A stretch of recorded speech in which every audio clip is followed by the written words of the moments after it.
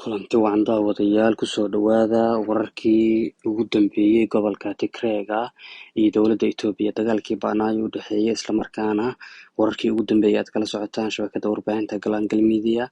Fadlan haddii aad ku cusub tahay aan kaa codsanaynaa inaad YouTube-ka subscribe saarato calaamadda gambaleelkana furto si ay kugu soo dhacaan wararka aan soo gudbino. Waad ku mahadsan tahay daawashadaada iyo sida wanaagsan oo noogu tixan tahay. Aan ku bilaawno qodobadii ugu dambeeyay.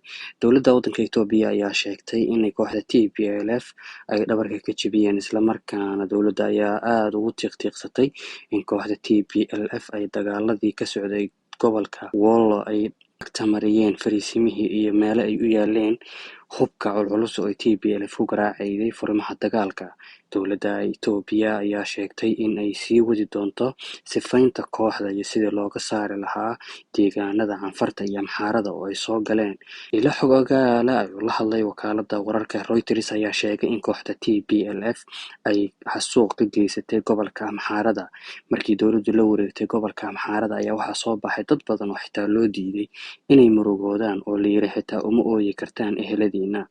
Ra'iisul wasaaraha Itoobiya ayaa sheegay in uu si kasta iyo wado kasta u marayo sidii uu u ilaalin lahaa madax-bannaanida dowladda Itoobiya iyo qarannimadeeda. Walow aysan ogeyn arrintaasi u suuragaleedo maadaama ra'iisul wasaaraha Itoobiya Abiy Ahmed uu saaran yahay cadaadis caalami ah. Kooxda TPLF ayaa waxa ay weli ku cataabaysaa in laga joojiyo duqeymaha xagga cirka ay dowladda Itoobiya ku garaacayso.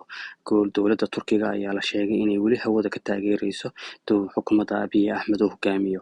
Diyaaradaha Bayraktar TB2 ay weli ka garaacayaan hawada goobaha ay ku sugan yihiin saraakiisha iyo ciidamada kooxda TPLF.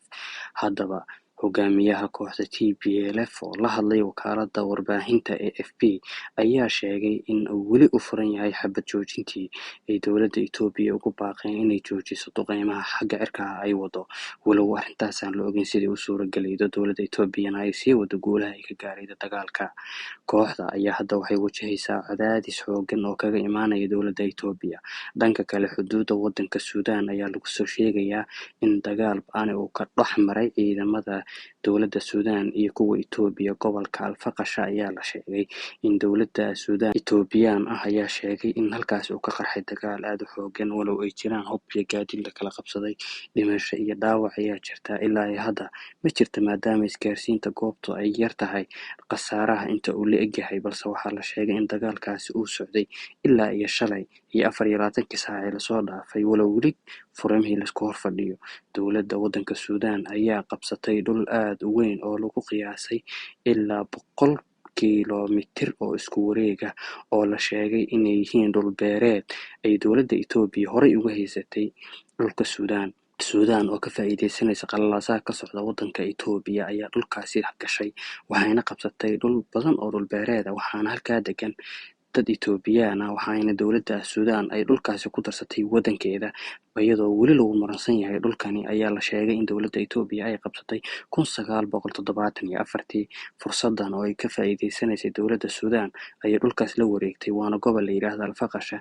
Waa dhul ku fiican beeraha iyo khudaarta iyo wax soo saarka kale oo aad qaali ugu ah waddanka Itoobiya. Waxaa la sheegay inuu ka baxa bunka dakhliga Itoobiyana uu qayb weyn ka lahaa. Dhulka ay qabsatay Suudaan ayaa waxaa la sheegay inay dowladda Itoobiya u dirtay ciidamo militari ah walow aysan xiisado ilaa iyo hadda degin. Waxaa dhanka kale culays ka jira webiga ay dowladda Itoobiya ka soo saarayso waa Niilka ee korontada iyo biyo xireenkeeda ay dowladda Masar sidoo kale aad uga walwalsan yihiin. Waxaa la sheegay in halkaasina uu ka socdo dagaal culus. Waxay noqonaysaa dowladda Itoobiya ama Abiy Ahmed xukuumaddiisa maadaama aan la ogeyn khasaaraha ilaa iyo hadda ka soo gaaray xukuumadda Abiy Ahmed. Xog ogaal ah ayaa sheegay in dowladda Itoobiya hadda ay lugaha la sii galayso dagaalo ba'an iyo furimo cusub oo hor leh. Walow kooxda TPLF la sheegay inay hadda ay qorsheynayso inay furto furimo cusub oo dagaal si dowladda Abiy Ahmed loo saaro culays ayna dib ugu baxaan gobolada Tigreega iyo guud ahaan deegaanada laga qabsaday. Waxaa weli sii socda duqeymo xagga cirka ah ay dowladda Itoobiya wado walow ilaa iyo hadda laisku haysto buuraha iyo jidadka soo gala gobolka Tigreega ay diyaaraduhuna kor ka garaacayaan.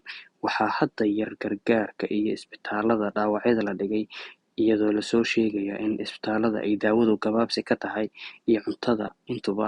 Gobolka Tigray ayaa wuxuu wajahayaa 30 sano kadib caqabadihii ugu weynaa oo ay kooxda TPLF samaysay. Dadka wax falanqeeya ayaa waxay sheegayaan haddii xaaladdu ay kusii socoto sidan in Itoobiya ay qarka u saaran tahay in gobolka Tigray ay markale la wareegto kooxda TPLF-na loo yaabo mustaqbalkooda.